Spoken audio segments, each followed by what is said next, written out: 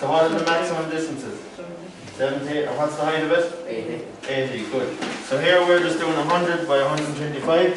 So what we do is we start by splitting it in half. So we know that looking at this parabola, it's the same on what? If we draw this side here, it's the exact same as the other side. So this is why we split it in half. We start by drawing half of it. Okay? So what you do is we begin by dividing this line up here into 4 sections. Okay? Or 5 sections. It's up to yourself. So how do we divide a line? Into equal segments. Anyone? First here. You start up in this corner and you draw a line out at any angle, any distance. Okay? Yeah, so what you do is put 5 dots down along here.